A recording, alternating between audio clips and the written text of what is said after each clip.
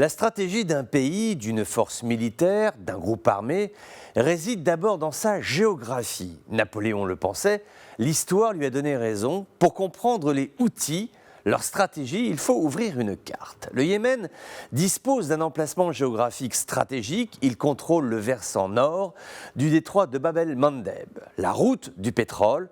Près de 4 millions de barils y transitent chaque jour.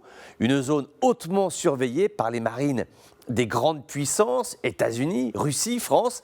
Même les Japonais ont une base militaire. 90% de leurs exportations passent par ce détroit. Donc, si les forces Houthis prennent le contrôle du pays, l'une des voies maritimes les plus importantes au monde se trouvera à portée de canon. Et cela ferait le jeu de l'Iran qui domine déjà un autre détroit, celui-ci d'Ormuz, une autre route du pétrole. Donc la question consistant à se demander si les rebelles Houthis vont réussir ou pas à étendre leur pouvoir sur la totalité du Yémen n'est pas une question anodine. Cela engage la sécurité des grandes routes maritimes du monde, sachant que ce mouvement n'hésite pas à multiplier les tirs de missiles sur les installations pétrolières de l'Arabie, tirs dont on notera la recrudescence après la mort du général iranien Soleimani, neutralisé par les forces américaines. Exercer une pression sur l'activité pétrolière, transport ou production, cela ne leur pose aucun problème. Finalement, que demandent les Houthis ?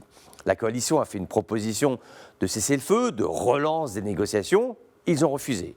Alors qu'ils demandaient la réouverture de l'aéroport international de Sanaa, cela avait été accepté. Ils ont malgré tout refusé, ce qui interroge.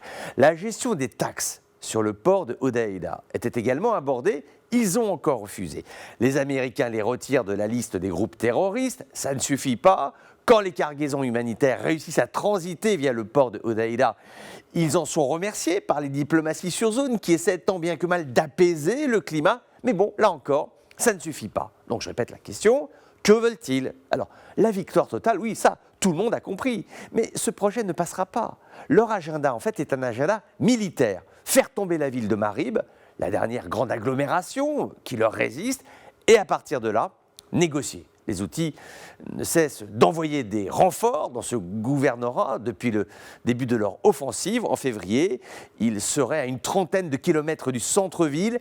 Les défenses pour l'instant tiennent, mais combien de temps encore ? Si la ville de Marib tombe, une nouvelle donne s'instaurera au Yémen. Certes, une donne nouvelle, mais la guerre, elle, hélas, continuera.